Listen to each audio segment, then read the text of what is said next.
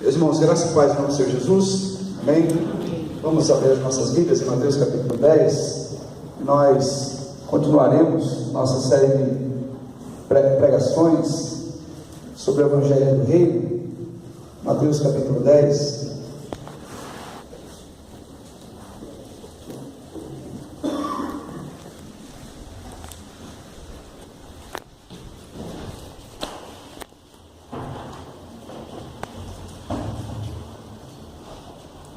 Nós temos um texto bem extenso, mas que nesse texto nós temos um assunto que é a escolha e o envio dos 12,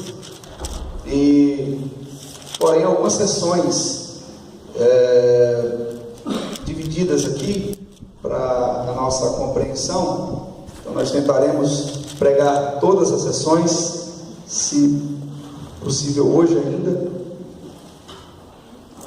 Então diz assim a palavra de Deus, a escolha dos 12 apóstolos, seus nomes. Tendo chamado seus 12 discípulos, deu-lhes Jesus autoridade sobre espíritos imundos, para os expelir e para curar toda a sorte de doenças e enfermidades. Ora, os nomes dos 12 apóstolos são estes: Simão, primeiro Simão, por sobrenome Pedro, e André seu irmão, Tiago, filho de Zebedeu, e João seu irmão, Filipe e Bartolomeu, Tomé e Mateus, o publicano, Tiago, filho de Alfeu, e Tadeu, Simão, o Zelote, e Judas Iscariotes, que foi quem o traiu. A estes 12 enviou Jesus, dando-lhes as seguintes instruções: não tomeis rumo aos gentios, nem entreis em cidades samaritanos, mas de preferência procurai as ovelhas perdidas da casa de Israel.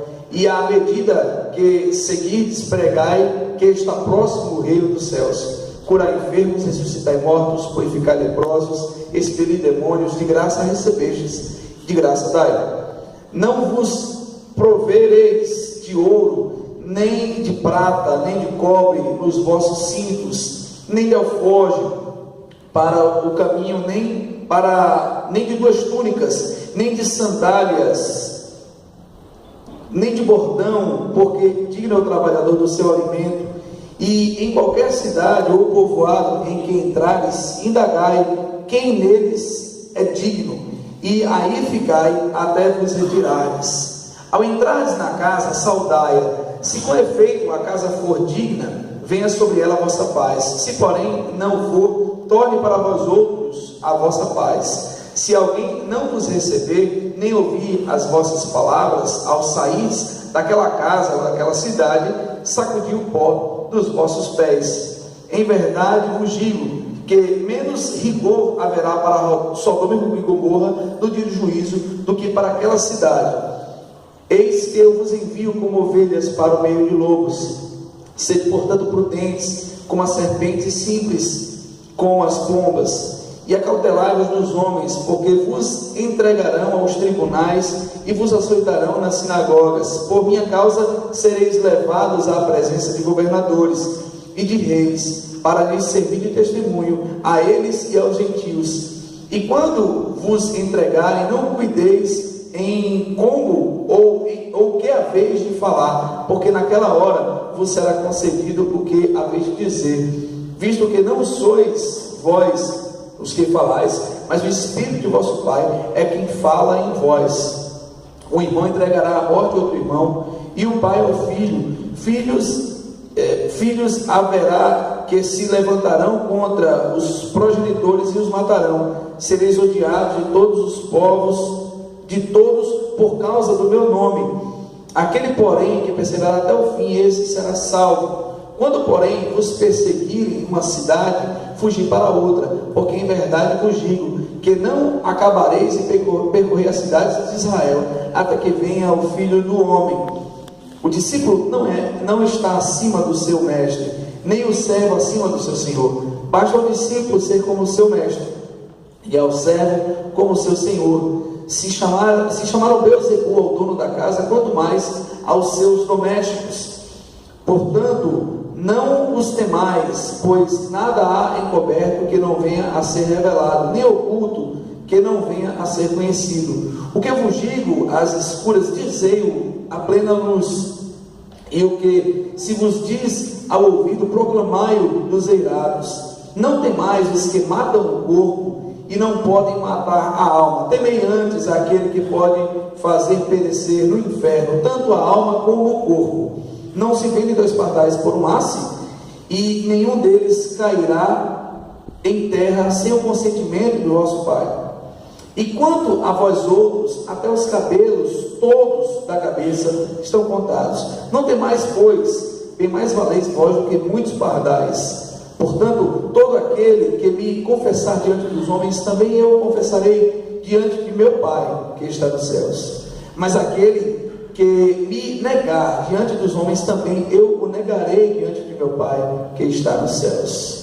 Não penseis que vim trazer paz à terra. Não vim trazer paz, mas espada. Vim causar divisão entre o homem e seu pai, entre a filha e a sua mãe, e entre a nora e a sua sogra. Assim os inimigos do homem serão os da sua própria casa. Quem ama seu pai ou sua mãe mais do que a mim, não é digno de mim. Quem ama seu filho ou filha mais do que a mim, não é digno de mim. E quem não toma a sua cruz e vem após mim, não é digno de mim. Quem acha a sua vida, perdê-la-á. Todavia, quem perde a vida por minha causa, achá-la-á. Quem vos recebe a mim, me recebe. Quem vos recebe, a mim me recebe. E quem me recebe, recebe aquele que me enviou. Quem recebe um profeta, no caráter de profeta, receberá o galardão de profeta. Quem recebe um justo no caráter de justo, receberá o galardão de justo. E quem der a beber, ainda que seja um copo de água fria, a um destes pequeninos, por ser este meu discípulo, em verdade vos digo, que de modo algum perderá o seu galardão. Vamos orar, Senhor. Ó Deus, nós te bendizemos, te agradecemos, te glorificamos, Senhor, pela a profunda alegria e o profundo privilégio que temos de estarmos aqui nessa noite, cultuando ao Senhor. Agora, Deus, nós pedimos a Ti, Deus, fale ao nosso coração, por intermédio, Deus, da Tua palavra.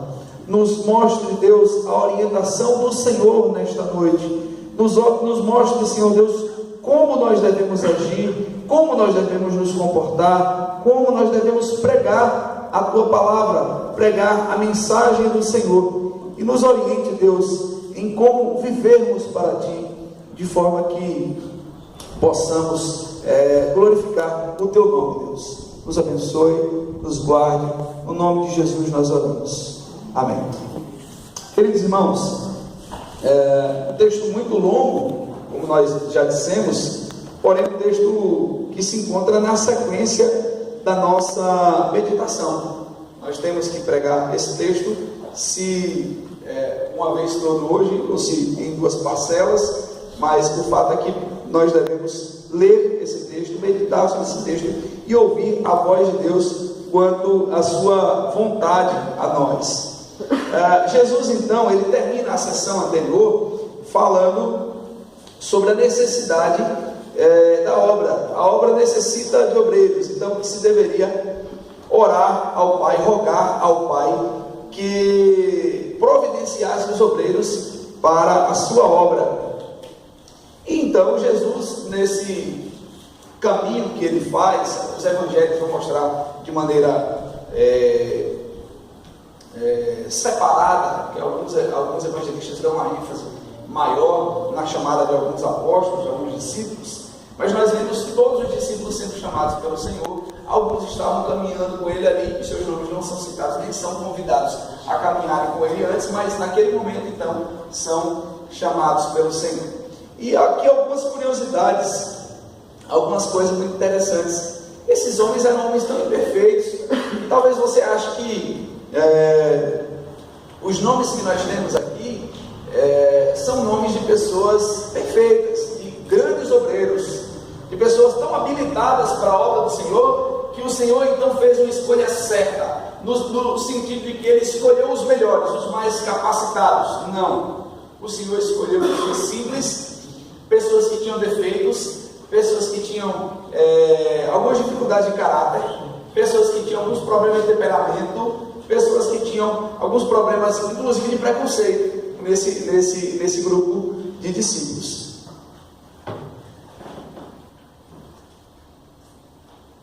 Me diga, é mais fácil.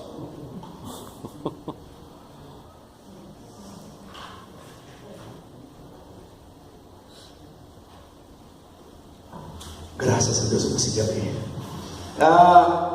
Então o Senhor, Ele chama, há uma multidão com Ele, há pessoas que estão caminhando com Jesus há muito tempo, há pessoas que estão ali aprendendo dele, e Ele então, no meio daquelas pessoas, alguns Ele já chamaram diretamente, Ele já chamou diretamente, pessoalmente, Ele citou o nome, Ele chamou Pedro, Ele chamou Mateus, Ele chamou André, e o Senhor então Ele vai chamando alguns e outros Ele decide ali na hora.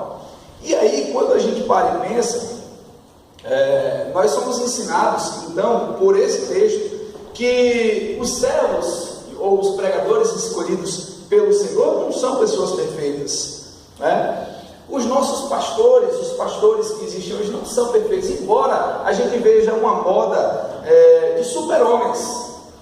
Há uma tentativa de se mostrar uma espiritualidade elevada de determinadas pessoas.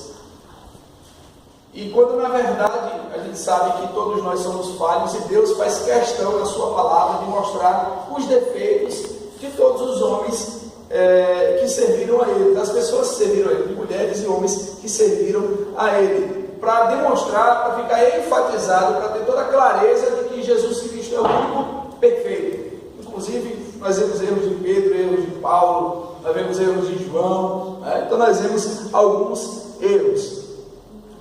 E a gente pode citar, por exemplo, uma lista aqui, talvez você não tenha na sua cabeça assim, exatamente quem foi que fez o quê, e nós vamos clarear um pouco sobre isso, na escolha desses nomes que foram citados, dentre esses homens chamados para serem apóstolos, houve quem o traiu, e a gente sabe quem o traiu, a gente sabe que Judas Iscariotes o traiu. Judas Iscariotes, a gente não sabe se o sobrenome, ou esse codinome, ou esse título é dado a ele por ele ter nascido na tribo de Issacar, ou pela palavra Iscariote ser significar também aquele que carrega a bolsa, era o tesoureiro, né? Aquele que colocava o olho nas ofertas, aquele que pensava em dar uma destinação diferente às ofertas, ao óleo que estava sendo lançado sobre os pés de Jesus, por exemplo. Então nós vemos uma pessoa que cuidava da sacola e que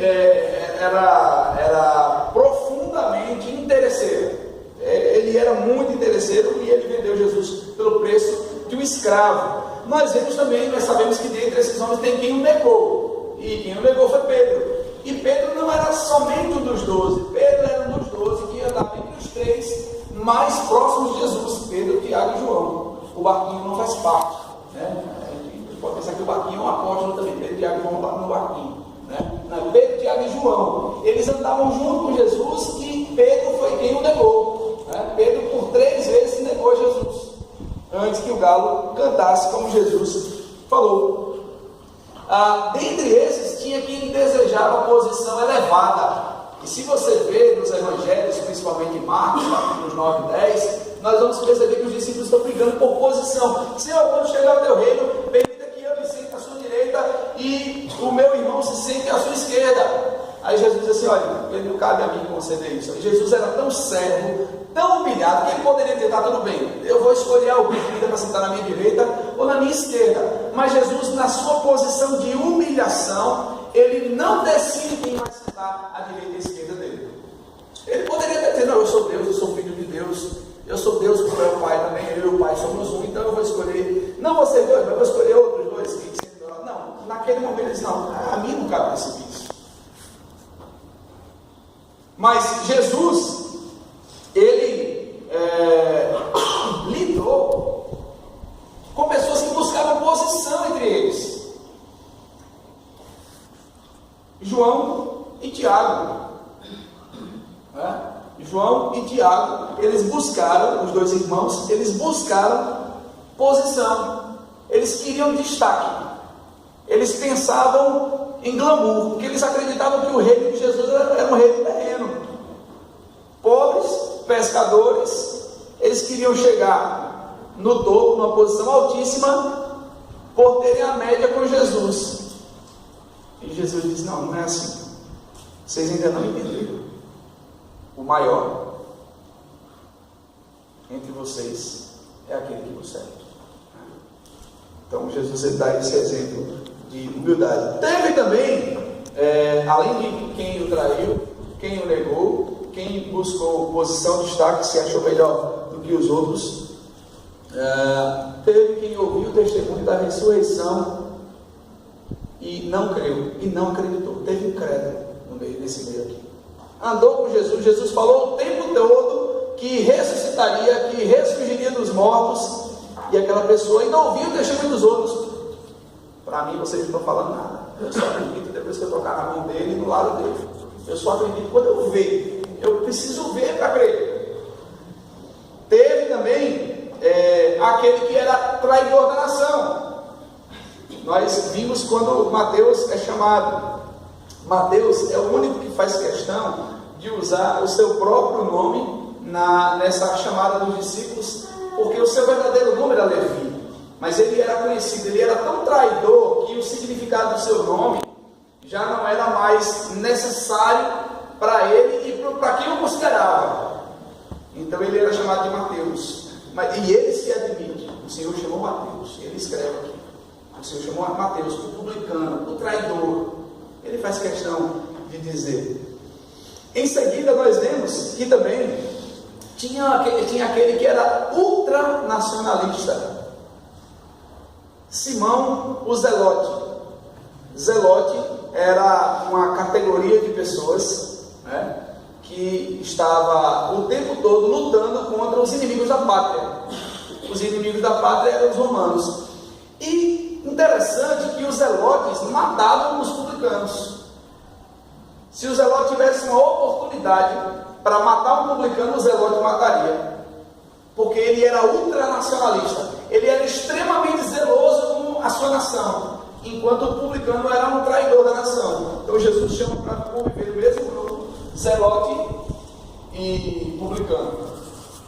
Houve também quem foi preconceituoso. E você vai dizer: ah, pastor, mas quem desse texto foi preconceituoso da história? Se você observar, você vai ver um cidadão chamado Bartolomeu. Bartolomeu não era o nome dele, era o título, era como ele era conhecido. Bartolomeu significa o filho de Ptolemaio. E esse Bartolomeu se encontra lá em João capítulo 1, a partir do versículo 45. Quando Jesus se encontra com um cidadão chamado Natanael. Então Bartolomeu é Natanael, segundo os estudiosos servos de Deus que se preocuparam em buscar a origem de Natanael. Natanael, aquele que Jesus elogia, dizendo que ele é o verdadeiro israelita, que não há maldade, não há corrupção religiosa em seu coração, porque ele realmente buscava Deus. Mas esse aqui, quando disseram para ele sobre Jesus, Filipe vai conversar com ele e fala assim: olha, nós achamos o Messias. Acharam assim: oh, de onde ele é? De Nazaré. Nazaré? E de Nazaré pode vir alguma coisa boa? Veja o preconceito, né? Xenofobia, né? Acreditando que em Nazaré não poderia surgir algo de especial, algo de grandioso. Então ele era preconceituoso, né? E todos se acovardaram quando Jesus foi preso. Todos fugiram, ficaram desesperados, ficaram sem perspectivas. E agora? O que é que vai acontecer? Se trancaram, ficaram horas dentro de uma casa, lá trancados, tristes, abatidos, covardes.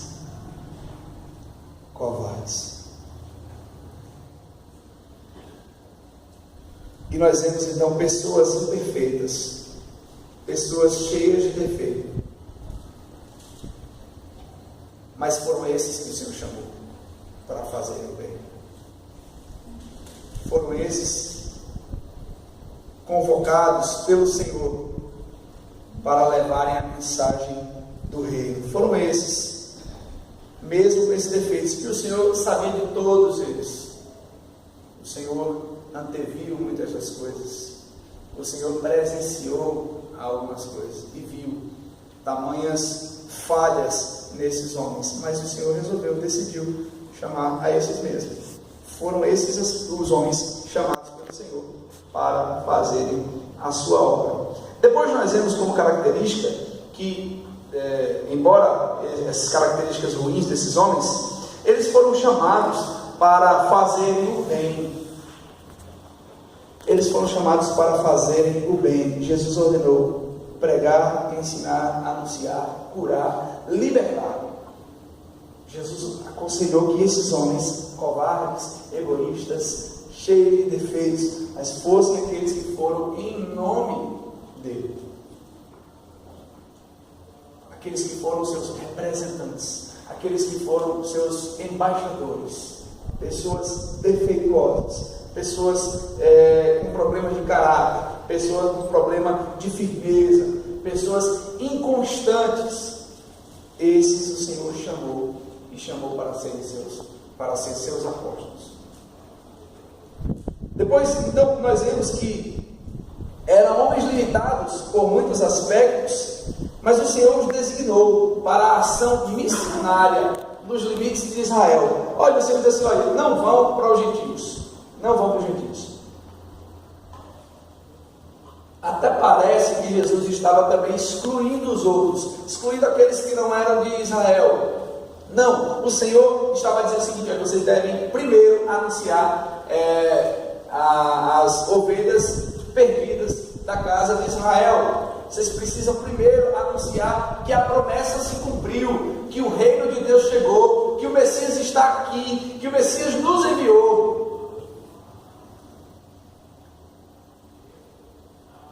E depois Jesus diz: quando o Espírito descer sobre vocês, vocês vão ter poder, e vocês vão ser testemunhas em Jerusalém, na Judéia, em Samaria e até os confins da terra. Mas por enquanto vão pregar para aqueles que já aguardam a promessa há alguns anos, alguns séculos.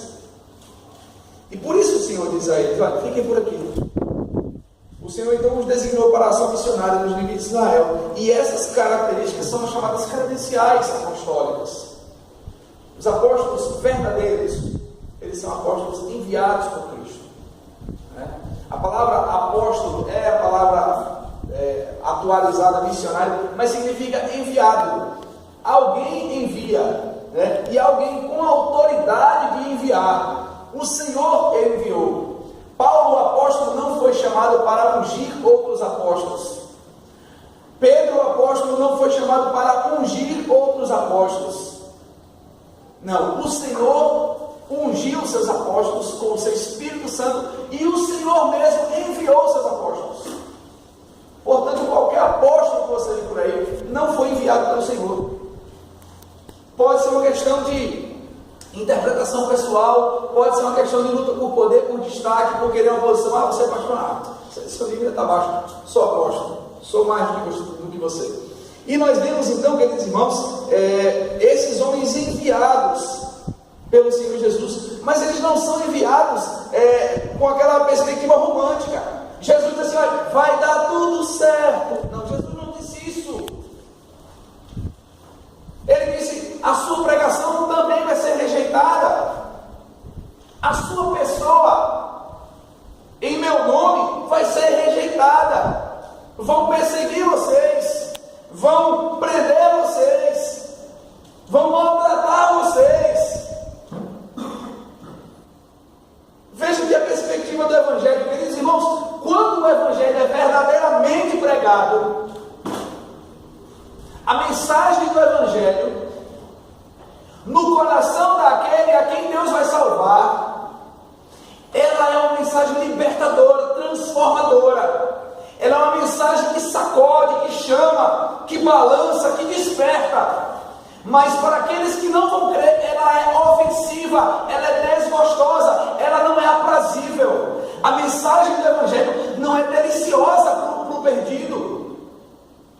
Ela é ofensiva, porque ela nos tira da nossa posição de buscar prazer próprio e nos convida então a servirmos ao Deus Todo-Poderoso, a reconhecermos as nossas nossas falhas, a reconhecer que os nossos pecados ofendem a Deus.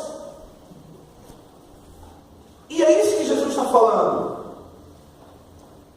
Essa mensagem, a mensagem do Evangelho, ela é na medida certa que o pecador precisa ouvir.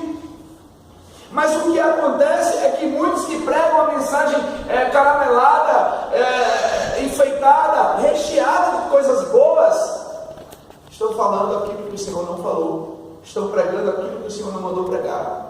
E Jesus, então, ele é muito realista aqui. Jesus não está iludindo. Jesus está dizendo o seguinte: olha, o ministério de vocês vai ser um ministério de sucesso. Vocês vão ser os grandes empreendedores do meio gospel. Não, Jesus não está dizendo isso. Jesus está dizendo assim: olha, a mensagem de vocês vai ser motivo para que vocês sejam perseguidos. Vão querer matar vocês, inclusive dentro da própria casa de vocês. O inimigo do homem vai ser o da sua própria casa.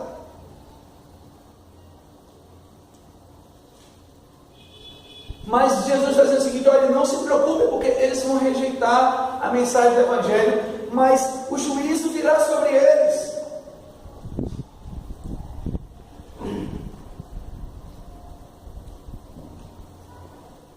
O Bispo Riley, escrevendo sobre isso, baseado nos versículos de 13 a 15, ele diz que o juízo de Deus virá sobre os impenitentes, sobre aqueles que rejeitam a oferta do Evangelho. O Evangelho é uma oferta. O Evangelho é uma oferta. Ele deve ser oferecido, ele deve ser pregado a todo mundo. Mas o Evangelho, ele não massageia o coração do pecador. O Evangelho não promete uma vida fácil. O Evangelho não promete que que tudo vai dar certo na nossa vida. O Evangelho promete uma coisa: tem solução para você, pecador. O Filho de Deus morreu na cruz do Calvário por você, pecador. E esse Filho de Deus é poderoso para salvar você completamente. Essa é a mensagem do Evangelho. A mensagem do Evangelho é: o que você merece é condenação eterna. Você merece ser banido da face de Deus eternamente. Você merece viver afastado de Deus. Você merece pagar eternamente por seus pecados. Mas o Senhor teve compaixão de você.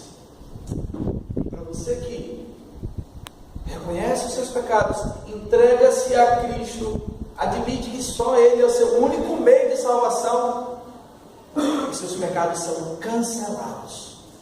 Diz o apóstolo Pedro: os nossos pecados são cancelados. O escrito de dívida contra nós foi pregado na cruz do Calvário. Diz o apóstolo Paulo: já não há mais condenação para os que estão em Cristo Jesus. Essa é a mensagem do Evangelho.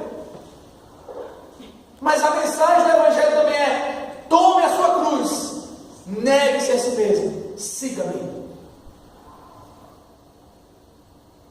Então Jesus, ele começa a orientar esses discípulos a partir do versículo 15, e nós vemos ele começar a instruir, ele vai começar a falar a verdade, a realidade dos fatos, da situação, o que eles deveriam então estarem preparados para enfrentarem. Então o texto aí começa a dizer: estes 12 enviou Jesus, dando-lhes as seguintes instruções: não tomeis rumo aos gentios, nem entreis em cidades samaritanas, mas de preferência procurai as ovelhas perdidas da casa de Israel, e à medida que seguis, pregai que está próximo o reino dos céus, curai enfermos, ressuscitai mortos, purificai leprosos, expelir demônios, de graça recebeis, de graça dai. Ele está dizendo o seguinte: olha, vocês vão viver uma vida de serviço constante. Onde vocês forem, vocês vão para servir. Vocês não são super-homens. E é o que muitos pregadores precisam ouvir e entender, que eles não são super-homens. se há em nós alguma autoridade ou algum poder, nada emana de nós. Nós somos o vaso de barro com o tesouro dentro. É quando se escondiam tesouros antigamente e colocava assim nos lugares menos prováveis. Paulo diz: nós somos como vaso de barro, tem um tesouro. Tesouro em vaso de barro. Nós não somos nenhum recipiente luxuoso, glamouroso, não. Nós somos vasos de barro, frágeis, simples. O que é grande é o Evangelho que está em nós. Essa é a verdade. Então ele instrui os seus pregadores. Ele diz aos servos que eles devem ter cautela em suas expectativas. Ele diz aos servos que eles precisam de sabedoria, onde eles entrarem, onde eles saírem, simples como a pomba, prudente como a serpente. Seja esperto, não fique à toa, não fique se embolando pelo caminho, não fique se confundindo com outras coisas. Não, tenha foco, vá adiante, não seja ostentador, mas seja prudente, fique esperto. Fiquem espertos. Eles precisam da sabedoria do Espírito. Jesus diz assim: olhe, quando vocês forem levados aos governantes, aos reis, não se preocupem com o que vocês vão dizer, porque o Espírito do vosso Pai vos conduzirá naquilo que vocês vão dizer. Além da sabedoria que nós necessitamos, nós precisamos da condução do Espírito nas nossas vidas. Nós devemos depender dele. Nós estamos na dispensação do Espírito, naquilo que o Espírito nos conduz, naquilo que o Espírito quer que façamos. E Jesus diz assim: olha, e vocês vão ter perseguição. Perseguição de vocês vai ser na casa de vocês, e a perseguição de vocês vai ser fora também. Vai ser no nível micro e macro. Vocês vão ser perseguidos pelo pai, pela mãe, pelo filho, pela filha, mas vocês também serão perseguidos pelos homens, pelos governantes, pelos reis. Queridos irmãos, a história está recheada de perseguição aos santos, de perseguição aos servos de Deus que levaram a sério o Evangelho, daqueles que se comportam como verdadeiros servos e não temem a morte. E Jesus diz assim: olha, não temam aqueles que podem matar o corpo, antes temer aquele que pode fazer perecer no inferno a alma e o corpo. Aqui nós vemos, irmãos, a importância daquilo que Jesus disse em João capítulo 5, versículo 28 a 29. Os corpos dos ímpios ressuscitarão, e então eles serão condenados eternamente. A condenação é para a alma e para o corpo. A condenação é para a alma e para o corpo. A partir do versículo 24, se você observar aí, ele vai começar a falar dos estímulos. E o que são esses estímulos? É aquilo que vai nos conduzir, aquilo que deve ser o nosso desejo, aquilo que nós queremos de fato fazer, que não é o que nós mesmos queremos, mas aquilo que nós devemos nos empenhar por fazermos e desejar como se aquilo fosse nosso. Porque quando nós cuidamos dos interesses de Deus, da maneira que Deus quer, nós estamos tendo aquilo como nosso também, né? E Jesus, ele vai mostrar isso. E ele vai mostrar aí, a partir do versículo 24, ele vai dizer que o que estimula os pregadores, qual deve ser a meta dos pregadores, dos servos, daqueles que estão na dinâmica da obra de Deus. Quais são os estímulos, quais são as metas, quais são os objetivos. Nós vemos então, ele diz aqui, em primeiro lugar, o que deve estimular os mensageiros é o se parecer com o Mestre. em caráter e em perseguição. Versículos 24 a 25. O discípulo não está acima do seu mestre, nem o servo acima do seu senhor. Basta ao discípulo ser como o seu mestre, e ao servo como o seu senhor. Se chamaram Beelzebul ao dono da casa, quanto mais aos seus domésticos. Portanto, não os demais, pois nada há encoberto que não venha a ser revelado, nem oculto que não venha a ser conhecido. Então, primeiro que os versículos 24 e 25 falam sobre isso, sobre o caráter. Nós devemos nos parecer com o mestre em caráter, em suas intenções, em suas vontades. E a vontade de Cristo era fazer a obra do Pai, era realizar a obra do Pai.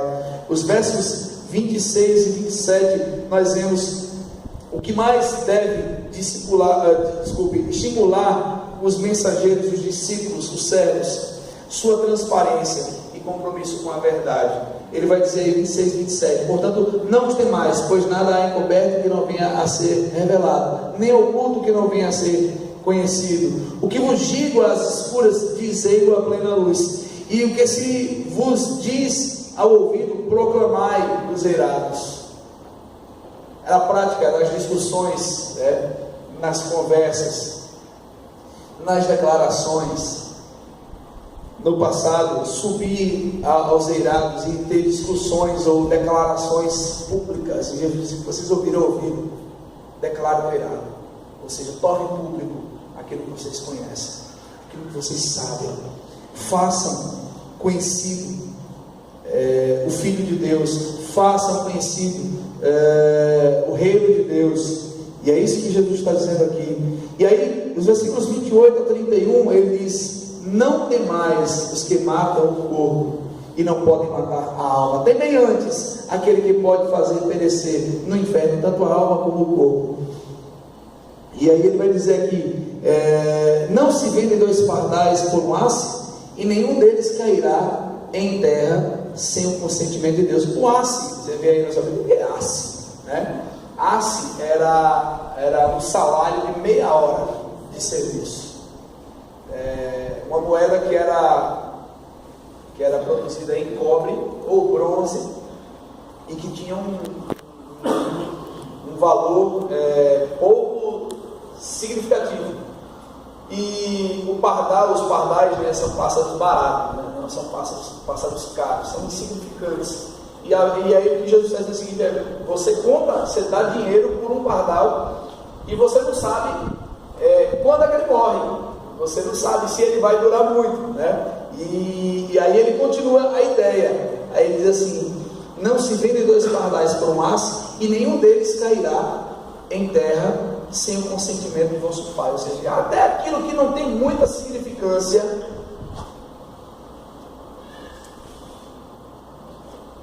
não morre sem o consentimento de Deus, sem a vontade de Deus, sem a permissão, sem o plano de Deus.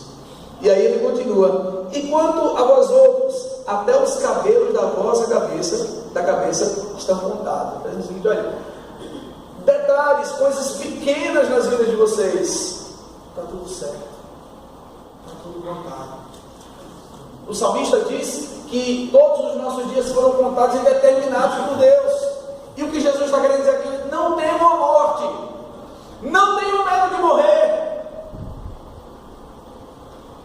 Olha o que ele vai dizer aí, versículo 30, versículo 31: não temais, pois, bem mais valeis vós do que muitos pardais. Portanto, todo aquele que me confessar diante dos homens, também eu confessarei diante de meu Pai, que está nos céus. Mas aquele que me negar diante dos homens, também eu o negarei diante de meu Pai, que está nos céus. Jesus então está querendo ensinar 2 coisas importantes. Primeiro, a convicção de que Deus está no controle de todas as coisas, inclusive das nossas vidas. Depois, o que deve nos estimular é saber que nós pertencemos ao Senhor. Se a morte chegar para nós e nós vivemos uma vida de confessá-lo, Ele não terá vergonha de nós no céu.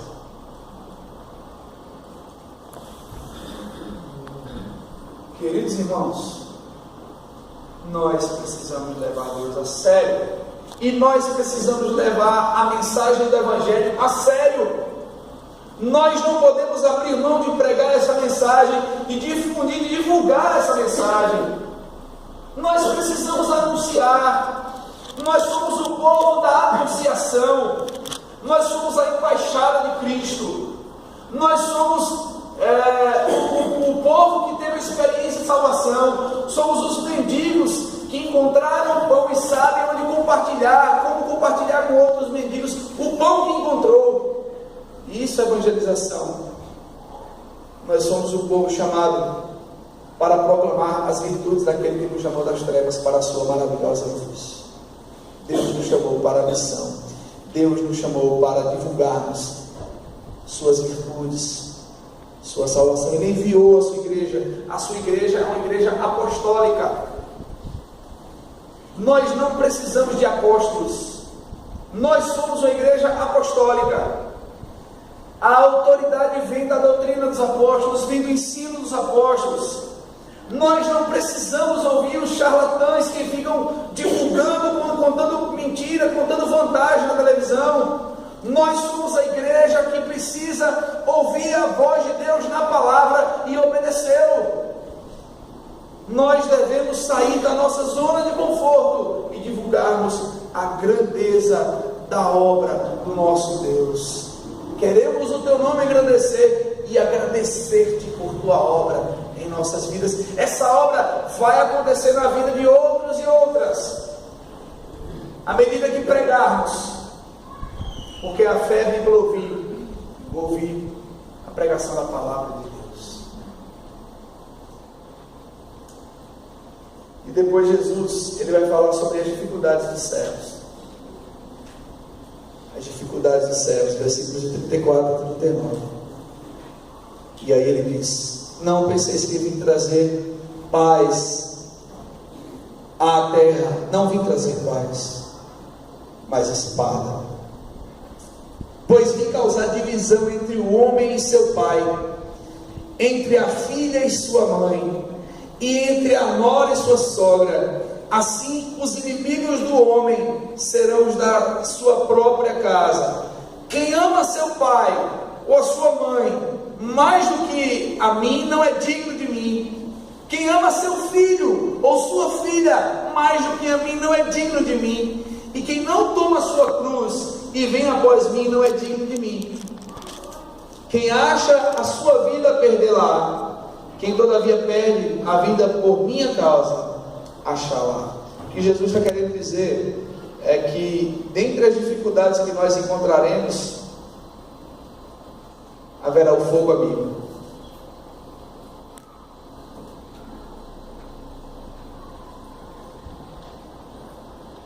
A palavra de Deus, quando ela entra no nosso coração, nós devemos obedecer somente a Deus, irmãos. E aí fica filho fazendo vontade de pai, sendo que essa vontade de pai vai contra Deus, vai contra Jesus. Aí fica a mãe fazendo vontade de filho, uma vontade que vai contra Deus, fazendo vontade de filha, em vontades que vão contra Deus. E nós então temos os nossos próprios deuses dentro das nossas casas. O meu pai é um Deus, o meu filho é um Deus para mim, porque eu obedeço mais ao meu filho, porque eu obedeço mais à minha filha do que a Deus. Eu obedeço mais ao meu pai, eu obedeço mais à minha mãe do que a Deus. É lógico que a Bíblia diz que nós temos que honrar pai e mãe, entender a nossa posição diante deles, entender a dignidade e o respeito que nós devemos conferir a eles. Mas entre Deus e um pai, e uma mãe, e um filho, e uma filha, e uma esposa, e um esposo, Deus deve estar em primeiro lugar nas nossas vidas. Nós não estamos aqui para fazermos a vontade do homem. Estamos aqui para fazermos a vontade do Todo-Poderoso.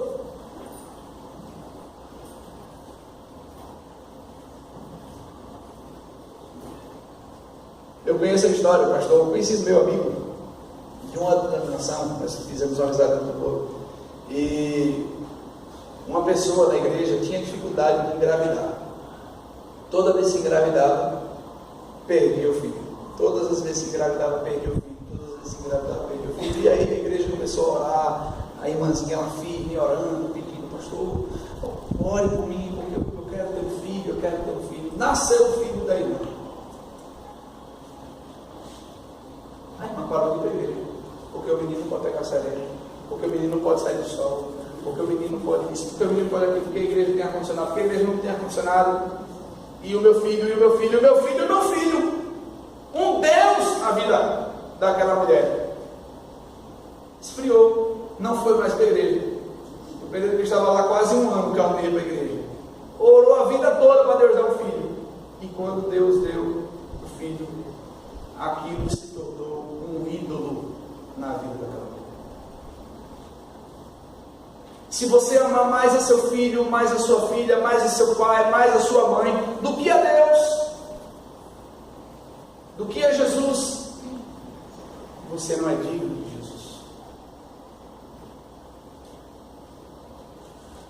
E por causa de filhos, pais cometem loucuras, são dominados pelos filhos, pecam contra Deus. E é o que Jesus está falando aqui. Não tem como a gente passar por esse texto sem nós chegarmos a essa conclusão. A quem nós amamos mais? E Jesus diz: se alguém amar a pai, a mãe, a filha, o filho, mais do que a mim, não é digno de mim. Não é digno de mim. Jesus disse: alguém foi trazer divisão. O filho é um cristão fiel. Aí o pai chega para me fazer uma proposta errada: meu filho, vou preparar uma festa com várias mulheres para você se divertir, porque os meus amigos aí na rua estão dizendo que você não gosta de mulher. Aí o filho, um cristão, ele vai pensar: poxa, estão falando mal de mim, meu pai está querendo o meu bem. Seu pai não quer o seu bem dessa forma. Ele nem sabe o bem que é para você. Aí o filho diz: não, eu não vou fazer isso não. Não, mas os meus amigos estão dizendo que o meu filho não é homem. Não, meu pai, eu não vou fazer isso. Então, a partir de hoje você não é mais meu filho, não. Tudo bem. Para isso aí eu não sou seu filho.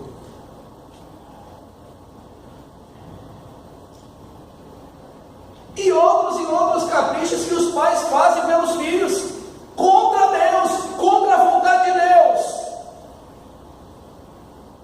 Jesus veio fazer divisão. Eu não quero ir para a igreja, não quero isso, não quero aquilo. Não, eu sei o que eu quero para você. Eu sei que você precisa. Você precisa me obedecer. Você precisa me respeitar como pai, como mãe.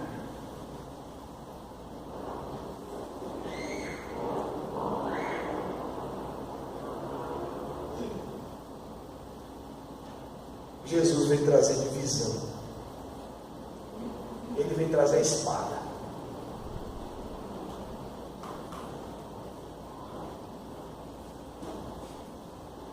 Não tem capricho, não tem mimimi. Não gostei da pregação do pastor. Problema seu. Está na hora de você ser cristão de verdade. Está na hora de você ser cristão de verdade. Está na hora de você tomar a sua cruz e seguir a Jesus. Negar-se a si mesmo, abandonar a sua própria vontade e dizer: Senhor, eu estou aqui para te servir agora. A partir de hoje eu quero servir ao Senhor. Tem gente que leva a vida cristã a sério. Se você leva a vida cristã como apenas uma religião, o seu lugar não é aqui. Você precisa se arrepender dos seus pecados, da idolatria que você tem praticado. comentando, conversando com jovens hoje, sobre o Salmo 115, que fala sobre a idolatria. Tem olhos e não vê, tem ouvidos e não ouve, tem mãos e não apalpam. Está falando dos ídolos, está falando das imagens, é verdade. Mas ele começa a dizer no versículo 1: idolatria é também quando nós queremos o que nós queremos, em detrimento daquilo que Deus quer. E o texto diz: não a nós, Senhor, não a nós, mas ao teu nome da glória. A primeira idolatria que eu preciso superar, vencer, tirar da minha vida, é aquela de querer fazer a minha própria vontade. Não a nós, Senhor, não a nós, mas ao teu nome da glória. Então, as dificuldades dos servos de Cristo se encontram em relação à mensagem fiel, ao verdadeiro Evangelho. E a mensagem fiel do Evangelho nem sempre promoverá paz, mas ela também vai promover discórdia onde ela for anunciada. Tem gente que gosta de chegar na igreja, no culto, e ouvir uma mensagem que faz uma massagenzinha nas costas. Um cafuné, mensagem cafuné. Oh, que maravilha! Olha que mensagem linda! A mensagem do Evangelho, ela vai rachar, ela vai fazer distinção, como diz Malaquias, entre o que serve e entre o que não serve, o que está servindo a Deus e o que não está servindo a Deus. E eu pergunto para você, de que lado você está? Do lado dos que servem ou do lado dos que não servem? Os servos de Cristo o amam mais do que a qualquer outra pessoa. Os servos de Cristo o amam mais do que a qualquer outra pessoa. O servo de Cristo toma a sua cruz e o segue. A cruz significa a renúncia. A cruz significa a obediência completa. A cruz significa abrir mão da própria vontade. A cruz significa ser solidário a Cristo em sua obediência. Estar com Ele, caminhar com Ele e pensar em tudo aquilo que Jesus sofreu por pregar a mensagem do Evangelho.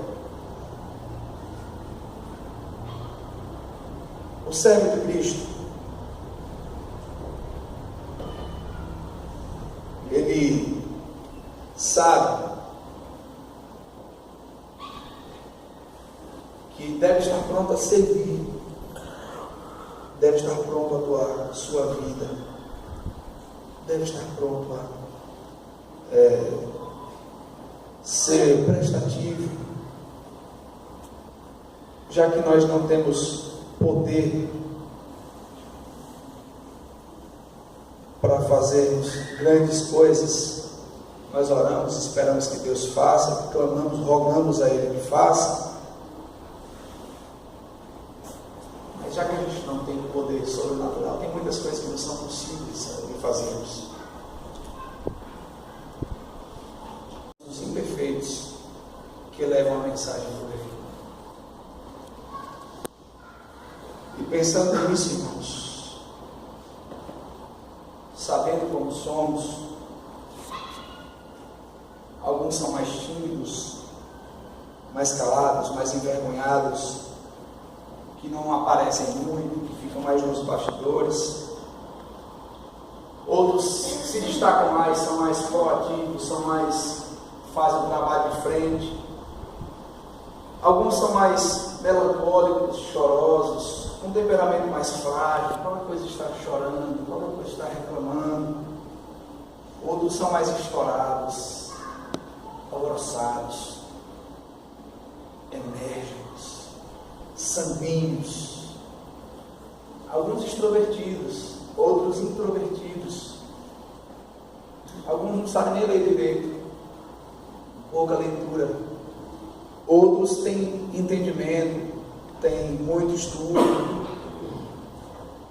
Uns são mais simples e outros são mais intelectuais. Uns Uns são mais espiritualistas, outros são mais racionais. Mas todos nós, mesmo conhecendo nossas limitações, nós podemos ser usados por Deus na sua obra. Todos nós devemos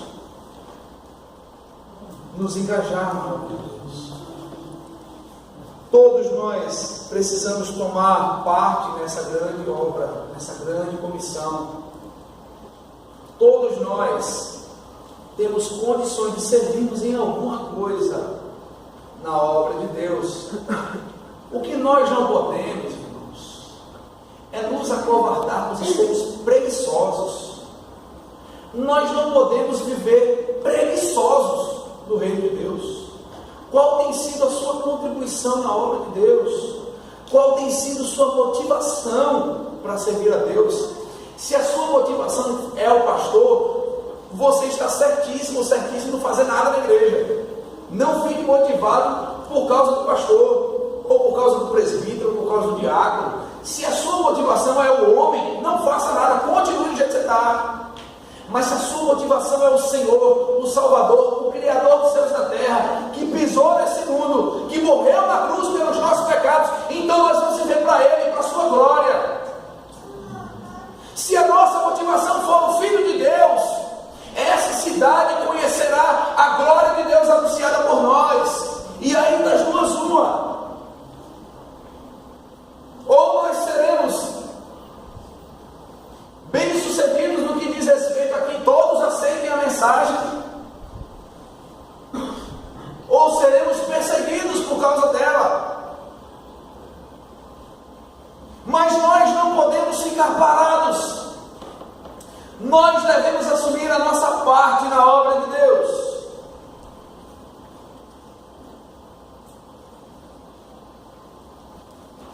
Aqui, os apóstolos são enviados. Mas o Espírito distribui dons à igreja, para a edificação do corpo, para o crescimento e o aumento de si próprio. Com a capacidade que Deus nos dá, o corpo tem que crescer. Se você é membro do corpo de Cristo, certamente você está crescendo e você promoverá crescimento. Mas se não, talvez você seja só unha e precise ser podado, cabelo, pelo.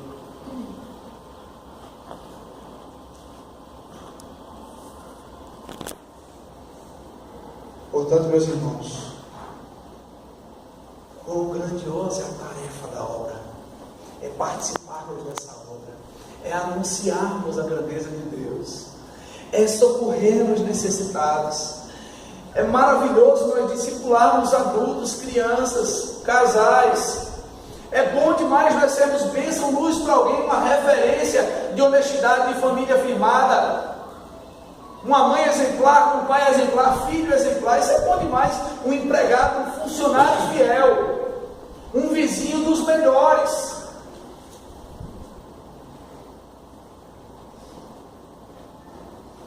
Nós, irmãos, devemos trabalhar ativamente na obra do Senhor. Nem todo mundo é chamado para liderar, mas certamente todos somos chamados para sermos servos, inclusive os líderes. E é isso que Jesus nos ensina aqui. O meu desejo é que o nosso coração se constranja em duas formas. Primeiro, o tamanho do amor com que Deus nos amou, entregou o Filho dele por nós. E quer que nós anunciemos isso, constrangidos pela dor, ou então constrangidos pela vergonha. Eu não tenho feito muito, não tenho feito nada. eu tenho sido negligente, ausente. E nessa noite o Senhor me constrangeu a ser mais presente, a ser mais sério, a servir. Que Deus tenha misericórdia de nós e nos ajude a sermos os servos que levam a mensagem do Reino. Amém? Vamos orar. Pai, muito obrigado pela tua palavra. Nós te bendizemos, Senhor, te agradecemos. Que mensagem da tua palavra, que Cristo falou, que o Senhor falou conosco. Ó Deus, capacite o povo aqui presente, incomode, nos constranja pelo amor e também pela vergonha, pela nossa falta de efetividade na tua obra, de constância. Ó Deus, que as nossas crianças sejam amantes do Senhor e da tua obra, que tenham um coração ardente por te servir. Que as nossas crianças, ao olharem outras crianças que não conhecem o Senhor, possam anunciar o Senhor como Salvador. Os nossos adolescentes, os nossos jovens, os adultos, meu Deus, nos livre, Deus, da frieza e coloque em nosso coração ardor pela tua obra, ardor pela tua palavra. Ó Senhor Deus, porque pouco é o tempo que nós vivemos nesse mundo. A tua palavra diz que como a neblina que surge na madrugada e quando o sol aquece, ela já deixa de existir, a fumaça que pode ser dispersada pelo vento, assim também a nossa vida. Ó Deus, então nos permita e nos impulsione, Senhor, aqui no momento, ó Deus, que nós pudermos falar, ou que nós não pudermos falar, como diz Paulo, a tempo e fora de tempo, insta, prega, corrige, argue, nós possamos, ó Deus, aproveitar as oportunidades para fazer. Ó meu Deus, tenha misericórdia de nós e nos encha com a alegria da evangelização, porque a alegria da evangelização é a verdade do Senhor na nossa vida primeiro, do que o Senhor fez em nós, do que o Senhor operou em nós, e que falemos com tanta alegria, com tanto ardor, que o pecador, ouvinte, possa contemplar tamanha obra na nossa vida e desejar na sua própria vida. Ó Deus, nos abençoe, nos guarde, nos fortaleça. Em nome de Jesus oramos. Amém.